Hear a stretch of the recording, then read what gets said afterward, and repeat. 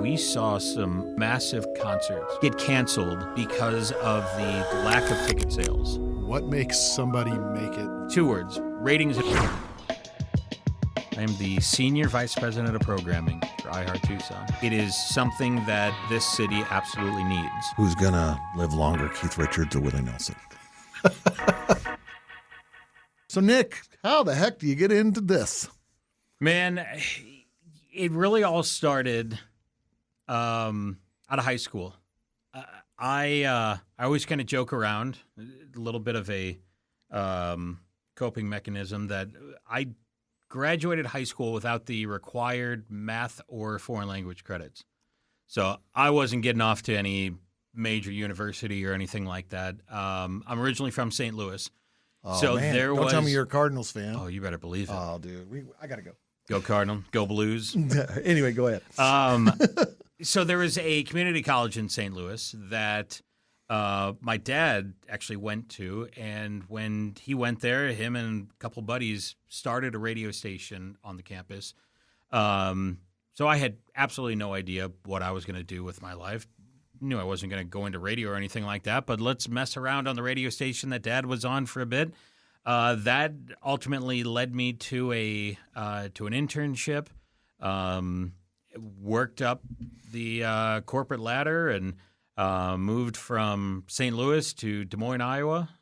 Was up there for 5 very cold years and decided I got to get out of this Midwest winter, the snow, the ice, just all of that. And opportunity presented itself down here in Tucson, and didn't even know where Tucson was on the map, but just saw that Arizona and was like, it's got to be warmer than Midwest. So came down here, been down here for 6 years now, where I am the Senior Vice President of Programming for iHeart Tucson. Congratulations. I was going to tell you you made a dream come true, but you made up a dream and made it come true, it sounds like. Very much so. Yeah. Yeah. So fell into it, and it's been 20, it's going to be 23 years. Holy crap. 23 years in January of just faking it till I make it. Is it even possible to do that anymore? I mean, besides podcasting, right? Everybody wants a podcast. How many millions of podcasts are there? And how many good real podcasts are there? And then there's the cream of the crop podcast, right? Yeah. I'm no Joe Rogan because I just don't have the money and the financial backing. I don't think his podcast is all that great, but that's just I like me. it. But Matt loves it. Okay. I want a podcast that's going to keep me going, not just some dude. I like it. Yeah. Yeah, he's got a lot of good stuff. But if I want to be a high school kid and I want to get into radio, is radio dying or is it streaming? You know, I wouldn't say that it's necessarily dying. It's just shrinking a lot. You know, when I got into radio, it was always, satellite radio is going to kill radio, and it didn't. Right. And then streaming was going to kill radio, and it didn't. We always joke that radio is the cockroach of all media because you can't kill it off. It's always going to be here. Yeah, you've got things like Spotify and Pandora and Apple Music and all those, which if you want to hear the music that you want to hear, great. But the personal touch that AM/FM radio can do, the localization, the streaming services can't touch that. The satellite radio can't touch that. So do I think radio is dying? Not at all. You look at iHeartMedia at my company. Granted, they sign my checks, so I'm a little biased, but That's fair. What this company has done, not only in the programming sense of what we've done with our radio stations, what we've done with our iHeartRadio app, but from the advertising side of things, we are miles ahead of our competition. So we're not just anymore selling commercials on the AM/FM bands. We're selling podcast commercials. We're selling OTT advertising, which is over the top. It's the television streaming commercials. So we've broken the mold of just AM/FM radio and have expanded just so much more And there's even still so much room to grow with that. But it doesn't change the fact that this industry is shrinking a ton. We're in a studio right now that is brand new, all new equipment and everything. We just moved from a building that was 30,000 square feet with 10 different studios, and now we're in a building that is less than 3,000 square feet with just 4 studios. So the times are definitely changing, but we're not going away. You're expanding into other media Absolutely. platforms. That's where but you also had the market power because you're the largest radio that definitely network helps in the country, right? Well, Right. I mean, it's Well, do you think So I used to love Tucson radio. And the reason I love Tucson radio is local guys doing local shows, talking Right. about local things. Now, and it's just the nature of the beast, no fault to you guys, okay? Now we have one center that controls pretty much the radio station across the country for them, depending on what section of the country you're in. Right. But as you showed us earlier, that you could program for those stations as well. So how do you get the Tucson feel? How do you give Tucson love, right? Because Tucson's a special place in so many ways. Oh, yeah. And it's you live here because you want to live here. Let's start there. Right. Okay. And there's so much about Tucson. And for me to advertise, let's just say, on iHeartRadio, I want people that are going to use my business, not just somebody in Oklahoma. Now, I'm assuming you're going to tell me we have localized commercials. oh yeah. Yeah. So I don't know if it's the demographic or what, but I listen to the radio way more than I listen to, streaming services I elsewhere. thought he was going to say his wife. But anyway, go ahead. But so there's still a lot of people that listen to the radio every single day that are going to buy stuff locally. So the advertising piece makes sense. What are the numbers on how many people listen to the radio every day in this market? It's I mean, it's a huge percentage. Is it even measurable anymore? It is, yeah. It's the numbers are massive, and when you expand the reach of that for us specifically with the iHeartRadio app, we've got more people listening to the radio now than there ever was 20 years ago, and it's because there's so many different ways to listen. You can listen in your car.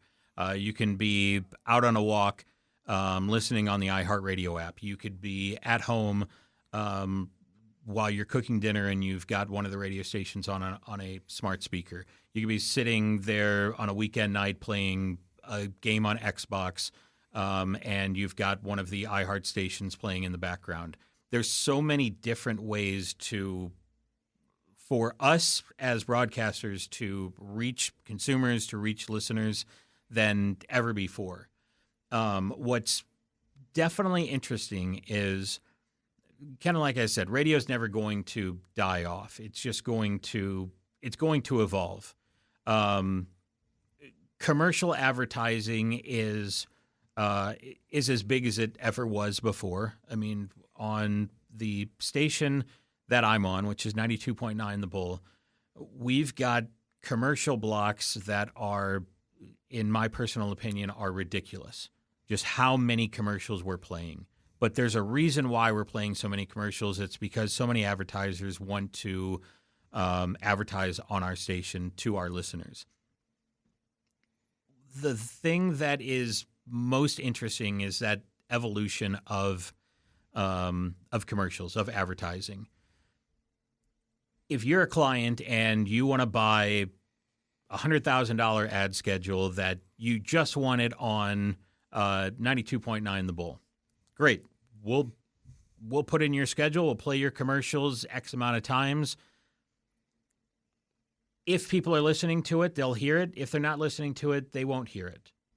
Now, the evolution of that is the streaming advertising, to where, as an advertiser, you don't get charged unless that commercial plays, and that commercial only plays unless somebody hears it. And so with the iHeartRadio app, there's no way to skip advertising. So if you're paying for 100,000 people to hear that commercial, well, we don't charge you until 100,000 people hear that commercial. So it's it's interesting, again, just that evolution of getting that advertising message out to the masses of, yeah, it's probably going to be heard by a ton of people on AM or FM, but it's absolutely going to be heard by a set amount of people on any amount of streaming devices, Right. if that makes sense. It does. So one thing that I have to give you little credit for is that your app's free. Yes. Okay. You don't have to get a subscription. Correct. You can just, that comes with commercials, which is fine because we have movie apps that we've been watching that all of a sudden we've got commercials showing That's right. up. I think they found out that they had to have somebody has to pay for some of this Yeah. stuff. Right. And so that brings us to AM radio. Okay. Oh, yeah. So Matt has a question about AM radio. So there's, Is that the first grape going to die off the vine? Yeah. So I listen to AM radio quite a bit in when I'm driving around. Says a lot about you. Yeah, it does. But there's a big push to take it out of new vehicles. Correct. So what do you think's going to happen there? It's funny. That push initially started with the electric vehicles. Right. The car company's concern was that the AM signal would disrupt some of the electronics within these vehicles, which it's been proven left and right that that's not true at all. It's more work for them to put a AM radio receiver inside of basically the computer that is living in the vehicle. So it's more just kind of a lack of laziness than anything. Or a way to cut costs. Or a way to cut costs.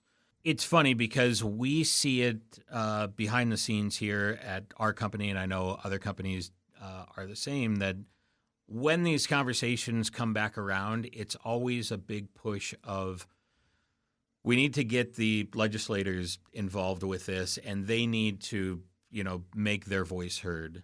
And usually what it is, it's all the broadcast companies getting behind that push to, call your congressman and tell them that, you want AM radios to stay in vehicles. And it usually dies off for a little bit, and then it ultimately comes back.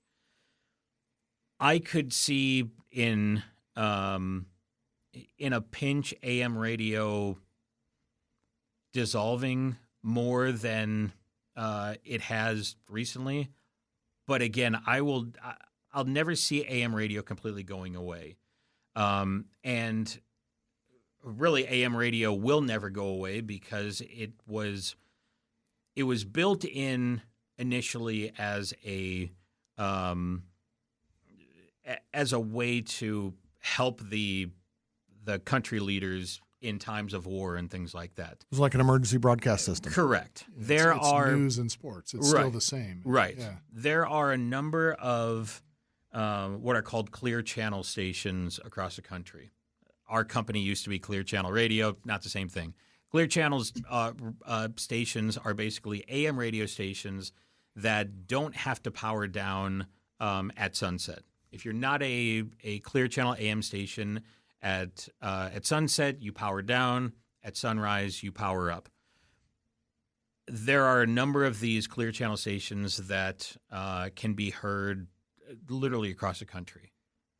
Big one back in my hometown of St. Louis was KMOX. You could hear KMOX on any given day down in Texas, down in Florida. It was a flamethrower. It was just a complete flamethrower. And the leaders of the country basically, specialize these specific stations across the country to be clear channel stations for, again, if there is any major announcements, major alerts, then they would go on these stations. So in that sense, I don't see AM radio stations ever necessarily going away. What you're seeing a lot of now is there's a rebroadcast of AM stations on FM stations. We've got a couple of them here in Tucson. But you also see, as locally here in Tucson, our big news talk station is KNST AM 790. Our streaming listenership is bigger than it's ever been because the audience is finding ways to listen to Let's call it what it is. Traditionally, AM radio, the listeners are older. So it's I see you guys looking at each other. Those listeners definitely get stuck in their way. They continue to listen to AM radio because that's what they've always listened to. But you're now finding those listeners making their way to smart speakers and listening on different apps and devices. And it's interesting because just seeing the growth of those stations streaming, the quality is better. It's usually, easier to find. For those stations that aren't Clear Channel stations, listening at night is a lot easier because you don't have to deal with the static and things like that. So again, it's all that evolution of the broadcasting technology it's changing the way that people are listening. There are a lot of syndicated shows on AM radio. Correct. So they're playing the same thing for that hour or 3 hours or whatever it is across the entire United States. So there's a huge group of people that are religiously listening to their favorite whatever it is. There's a show that we air on KNST called Coast to Coast, and it is the amount of people that listen to that show, and starts at 11 o'clock at night, goes until 3 o'clock in the morning. The amount of people that live and die by that show, and it's a show that, exactly what you're saying, it is syndicated across the country, but it's unbelievable. The amount of people that, if we've got a problem on KNST at 2 o'clock in the morning, you better believe they are blowing up my desk phone because they can't hear Coast to Coast. So there is a true dedication for some of those shows. Yeah. All right, so this is the I'm not very knowledgeable about radio. What's the difference between AM and FM? Is it just frequency? Is it just a different platform totally? I mean, I used to listen to rock music on FM and everything else on AM, and that's just how it worked out, right? And then AM was all talk shows. Yep. And being somebody that worked out of their car, Matt and I are a couple of real estate agents, so we're on the roll all the time. So that's where we would go over to AM. But what is the difference between FM and AM? Is it just the frequency? It is. I mean, there's a number of different nerdy technical ways that I could break that down, but you can tell the difference between Quality. AM and FM. I mean, quality is above and beyond the biggest difference there. It's how the signal is being broadcast. That's also the biggest difference. It's funny, we as broadcasters about 15 years ago or so, we rolled out HD radio. And HD radio was supposed to be the next big thing. HD radio was supposed to be that thing that put up both middle fingers to satellite radio. And it was right around the kind of the tail end rollout of HD TV. And for FM stations, you go from kind of FM quality to, we used to promote it as CD quality, but a normal listener couldn't really tell the difference. And so for them, they didn't care. Their FM quality was just as good. Well, what it also did was it made AM quality stations as good as FM quality, but nobody ever knew that. And so it was a way to kind of merge AM and FM into this next big thing. And HD radio was supposed to be great because all the stations had these additional, as we call them, side channels. So, our station, 93.7 KRQ, we had 3 different HD stations. So it was completely different program stations, and nobody cared. Again, it kind of goes back to, what you're getting with AM radio, what you're getting with FM radio. and you just kind of go with it. It's always been that way. It's always been that way. And you were okay with it before. Well, you're okay with it before. Why change Reinvent it? the Well, here's why AM radio is so important. It built America, man. It did. I mean, I used to lay in my bed, and I'm really going to age myself and listen to the Dodgers play, right? And part of it was the static. Part of it was trying to get it to tune in before you missed the next run, next hit. Dodgers. It was back then. You lived in Arizona, right? You got the Dodgers, right? You didn't get anybody else. That's terrible. My fault, you're a Padres fan, you know, just the way it is. So but it's like, so it almost takes us from the Waltons to Friends, right? That's kind of the difference to me. And I know that's put in a silly way, but people can grasp that. People are going to be going, who are the Waltons? Well, Google it. Yeah, that's what they'll do. So let's talk a little bit about the process that you guys go about getting bands to come play in Tucson venues. So how are we going to get bigger, better bands to come to Tucson? I want to back up just a little bit before you answer that, because I want to ask, why should you, besides the coolness factor and the chicks and stuff, the alcohol, why should you be in a band? Why should you make that your career? Okay, is there any money? It truly is a dream. For me, it is. Okay, is there any money in it? Dude. Is there anything to do in it besides stadium tours? I mean, I went to Cyndi Lauper a couple weeks ago, but I've seen her at the Fox. I've seen her at a casino, which was horrendously terrible. And then I saw her stadium show, which was amazing. The one at the Fox was amazing, and the one at the stadium was. But is she making any money? So it's funny. A guy that just walked by the door. He does the afternoon show on our country station. He used to be in a band here in Tucson. They had, from what I saw, they had some moderate successes, and haven't really done. They didn't do anything and broke up. And now him and some of his old bandmates have got together with some other guys, and they are starting a new band, and they're cutting a record and things like that. And I ask him that, almost that same question, is why do it? For him, it's just being in a band. It's that he loves to play music. All right. It's being able to play music. Will he make millions and millions of dollars? For him, I would hope so, but I don't know.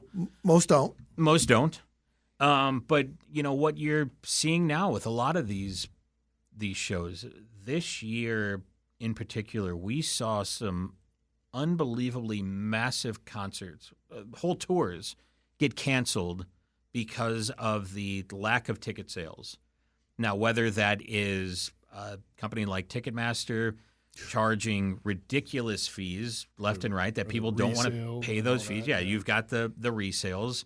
Yeah, you look at somebody like a Taylor Swift tickets are being resold for thousands and thousands of dollars. I was going to do like $2 billion. Yeah, I wasn't going to go there. Taylor Swift doesn't seem to be having any problems. No, she doesn't. I mean, heck, I just went to Target, bought a $29 book, and I haven't even opened it yet because somebody in my family wanted it. Yeah. Right? So here's kind of, I guess it kind of goes back to John's question is, so if you go to Nashville, you go in any bar, there's a great band likely playing downtown. Yep. What makes somebody make it versus not make it? It's changed so much over the years that now it is what can that individual, what can that group do socially? Social media. We saw it from the radio side. We saw it over COVID. The amount of songs that became hit songs we found through TikTok. Yeah. Because there are people, playing songs in their house because they couldn't leave, and then they pushed it out to the masses, and all of those people started sharing those songs left and right, and all of a sudden you've got millions and millions of views and likes and comments and it's like this is a hit. So they have to bring something with them already. You really kind of have to prove yourself first. Like on YouTube or TikTok. Yeah, I mean the days of just walking into a radio station and saying, "Hey, I want you to play. Demo. Yeah, here's my song. Can you play this?" Yeah, I'll try to get that on. That's kind of the go-to. For us, as bad as it sounds, but unless they are, signed to a major label, unless they have some sort of total credibility behind them, more than not, we're not gonna play those. Then why do we play Jelly Roll 3 times an hour?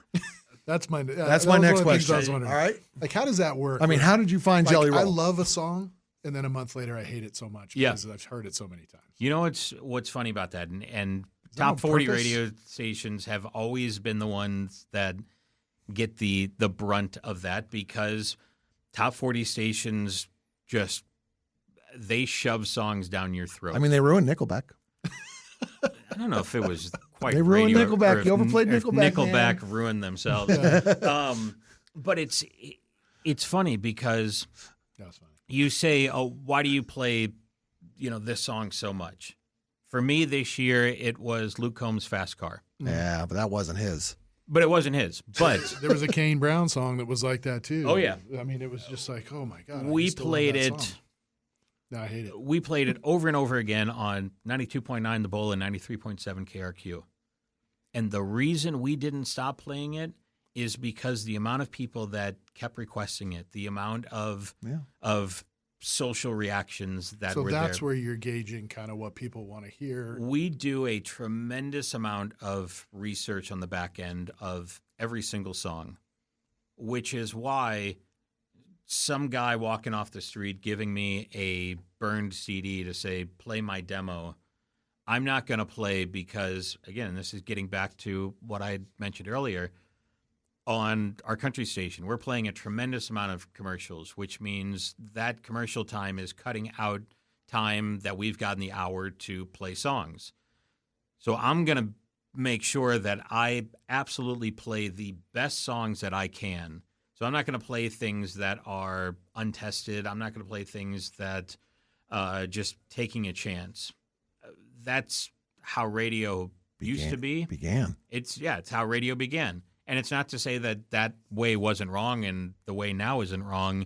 It's just, it's different. It's all getting back to the technology, the evolution of this industry. I could show you our back end, which has tremendous amounts of research and data on every single song. I can show you what songs are trending well. I can show you which songs are trending, downward and are going to be off the radio station. So it's within a analytics week. It's It's all analytics. Oh man, I feel like It's like A's. baseball. Right? That's where I was going. Is Exactly. that really what it is? Because, I go back to the movie Coal Miner's Daughter, right? Loretta Lynn and her husband would drive from radio station to radio station, handing out a tape, trying to get in, and trying to hand out her music, just trying to get famous, and didn't even know that her song was being played on the radio until she shows up somewhere and goes, "Haven't you listened to the radio? You're playing everywhere." That's kind of like ground roots, man. Go and knock on doors. Go figure out how to get involved. I mean, my kids, even when they go apply for a job, they're like, "Oh, we just do that online." I go knock on someone's door. Go show them who you are. No, that's not how it's done. You're kind of out of touch. Am I out of touch? No, you're not. And you're very spot on. It's a lot different now than it was before. As it should be. Well, but again, we are playing. Maximizing the advertising dollar by that's the bottom line. by the Exactly. number Comes of down to ears that are dollars. listening to It comes down to dollars. It comes down to playing the best songs that will get the most amount of people to listen to our radio stations. Because at the end of the day, It's a business. There's two words: ratings and revenue. Without higher ratings, we don't get the advertisers to bring in the revenue, and without the revenue to bring in from the advertisers, we can't keep the lights on. Right. So it's all about ratings and revenue. I get it. I go back to MTV. That shows you how old I am, right? Yeah. Because I got to see the Who hasn't first, played music in what, 2 20? decades or Yeah, it's something. been crazy. But they were the first song they ever played is "Video Killed the Radio Star," right? Yep. But yet they're not playing music. Videos are Things few have and far changed, between. I don't yeah. even know where they're They at. put them on YouTube. still. And radio is still here. Why not? It's a free platform. Yeah. I mean, why do you think we're on YouTube, right? It's free platform. 'Cause Yeah. we can go find people and they could show up and these guys could charge us this huge monthly fee just to put me out there to make me feel like I'm somebody. Right? Yeah. Yeah. So, but it's out there, and people want to feel heard, and they want to feel like they're part of the industry. I want to make sure that we get back to that question about Tucson and bringing talent to venues that we have here and how that works. And like I was saying before we actually started was, we see somebody that ends up being big at a smaller venue in Tucson. Like I brought up Kane Brown, who was opening for somebody else. He was awesome. Yeah. But then we're not going to probably see Kane Brown again unless we drive to Phoenix. Right. So is that going to just be that way because it is what it is? Again, it's ratings and revenue. I think it's a little bit of that. I will say that Tucson, because of how close we are to Phoenix, we are very much attached to them, we're very much the minor leagues. Yeah. We'll get those new and upcoming artists, or we'll get those artists that they've definitely been around for a minute. But that's not to say that we'll never get those A-level artists. There's a music festival coming to town, which I can't go into too many details. You heard it first. You hear it here first. But there's a music festival coming to town, and I don't know the artists, but I know that they are going to be A-level artists. And it is something that this city absolutely needs. Yes. Agreed. Because it's an income source for the city as well. Oh, Don't yeah. get me wrong. Absolutely. People come down here to go to that. They stay at hotels. They eat at restaurants. They fall in love. They buy real estate. Yes. All that other plugs I can get in here. Here's another reason why you don't see a lot of those bigger names. Tucson is a very strange town when it comes to, I'll blanket say live entertainment. Yep. I've never seen it like this in any of the other cities that I lived in, that Tucson is, we call it a walk-up town. You could be a week before the show and you have 3/4 of your venue that you still need to sell. And as a promoter, you are freaking out at that point. But then by the night of the show, you've got all these people walking up to buy tickets, and you have maybe a couple hundred seats left, which A city of procrastinators. very much so. They're like Dodger fans. It scares the hell out of promoters. Sure. And so, a music festival is going to be coming to town. It needs to be attended well. It needs to Be sell promoted. those It needs to be tickets well. promoted It needs well. to be promoted Because well. I think Tucson does a terrible job promoting things like this. We have a Yes. lot of great stuff here, and I say the same thing. If you go to another big city, like I grew up in Seattle, but even Phoenix, whatever, they do a great job of letting everybody know what there's going to be coming to do for the next 8 weeks. Yeah. Tucson is like, where do I even, it's like it's not even a thing. Well, and I think I think a lot of this stuff gets overshadowed by Phoenix. You've got those bigger concerts. You've got those massive More events up venues, there yeah. to where it is very easy to get overshadowed by here's what's going on down here in Tucson, but there's all this stuff going on, and there's these new resorts and new restaurants and up in Phoenix. It makes it damn near difficult. But it always hasn't been this way. Did you know that Led Zeppelin came through Tucson? Motley Crue, Kiss, all these cool bands. When I was young, we pulled bands, and we went. And I remember we used to go look in the newspaper for the review of the concert that we were at. Right, it was part of the gig, right? But we used to get them, and then all of a sudden, I think we can't even get Tiny Kiss in here. You know who that is? Okay, can't even get Tiny Kiss to come. Mini Kiss is what they're called. Now I did see Snoop Dogg at the Realto. Did I say that right? Rito. Which was a great concert. Okay. Rialto. The Rialto, right? And then, so why go to cover bands? Yep. Cover bands are a good way. Like we keep bringing up the Jack. They're a great cover band for AC/DC. There's Sunset Red that's amazing. And there's so many more that I don't even know about. But the problem with Tucson is they always look for the next shiny object. So say we have a venue that has a restaurant that has band. They'll support it for 5 minutes until somebody opens up a shinier one down the road, and they abandon this one, and then this one opens and this one closes. There's plenty of room for music in this town, plenty, and there's plenty of musicians. I mean, We have the folk festival. We have the jazz festival. I want to know why we don't have a rock and roll festival. Well, I'll also say to that as well.